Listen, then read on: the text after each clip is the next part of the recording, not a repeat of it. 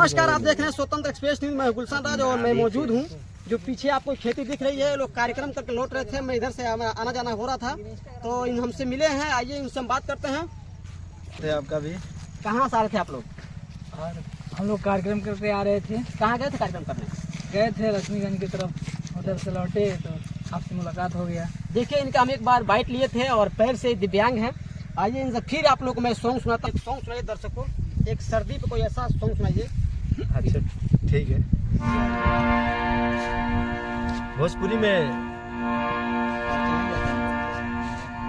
खेसारी लाल यादव जो बोल रहे हैं कि घाम लागता ये राजा घाम लागता, तो हमरा जहन में ही आयल हो कि सर्दी के मौसम बा तो जाड़े पे कहे न गीत गा दहल कहीं कैसे एक जना के पति प्रदेश रहतड़न और उनका पत्नी बाड़ी इस जाड़े के महीने में जाड़ा नहीं बर्दाश्त होता, तो अपने पति से फोन करके कैसे कहताड़ी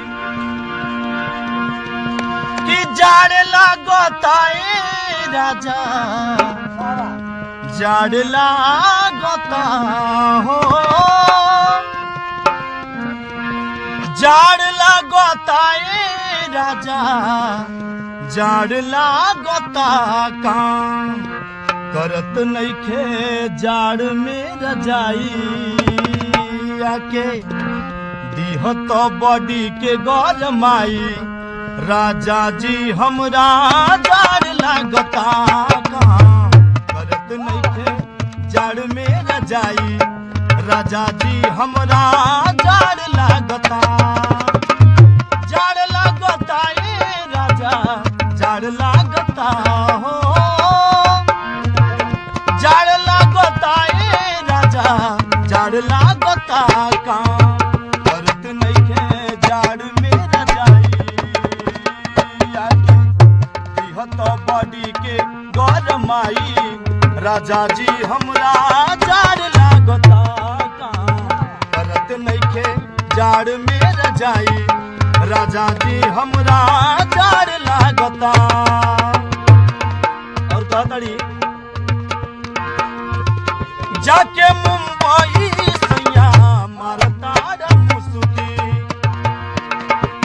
दिनवा बिताई कसहू रतिया में सुसुकी, जाके मुंबई सैया मारता मुसुकी दिनवा बिताई कसहू रतिया में सुसुकी, जाड़ लागता ए राजा, जाड़ लागता हो, जाड़ लागता ए राजा, जाड़ लागता काम करत नइखे जाड़ में रजाई आके दीह तो बॉडी के गरमाई राजा जी हमरा जाड़ लागता काम करत नइखे जाड़ में रजाई राजा जी हमरा जाड़ लागता। और देखिए, पैर से दिव्यांग है और कितना शानदार इनका आवाज है। और सर्दी का मौसम, एक जन के पति मतलब प्रदेश में है और यहीं पे सॉन्ग आए हैं। और देखिए, दर्शक का पीछे हुजूम लगा है। मैं कैमरामैन से कहूंगा थोड़ा दिखाई दर्शक को, और दर्शक में कुछ बात कहूंगा। कैसे हैं आप आए हैं और कहाँ का, आप कहाँ से भाई साहब? देखिए, जिला छपरा से आए हैं और कैसा इनका गाना लगा आपको? बहुत अच्छा लगा। दर्शक कह रहे हैं बहुत शानदार इनका आवाज है। और कैमरामैन थोड़ा नजदीक में आइए और कह रहा हूँ आप एक और सा सॉन्ग सुनाइए। अच्छा, इसका दूसरा अंतरा है, दूसरा वाला अंतरा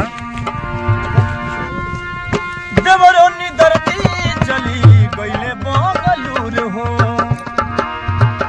कहतड़ी एगो रउआ रहल जाके मुंबई बस गईली आ एगो देवर जी रहना तो वो बेंगलुरे चल गेले। कैसे कहतड़ी देवरोनी धरती चली गईले बंगलूर हो, बानी अकेले सैया हम मजबूर हो, देवरोनी दर्दी चली गईले बंगलूर हो, घर में अकेले बानी सैया मजबूर हो कि जाड़ लागता ए राजा, जाड़ लागता हो, जाड़ लागता ए राजा, जाड़ लागता काम करत नइखे जाड़ में रजाई आके दिहत बॉडी के गरमाई राजा जी हमरा जाड़ लागता काम करत नइखे जाड़ में रजाई राजा जी हमरा जाड़ लागता थे तभी से 12 साल से गाते हैं। क्या करते हैं आप? यही सब मान लीजिए जैसे हम लोग गा रहे हैं कीर्तन भजन भोजपुरी गाना और हिंदी सॉन्ग भी गा लेते हैं। तो हिंदी सॉन्ग के लिए तो अभी टाइम नहीं है।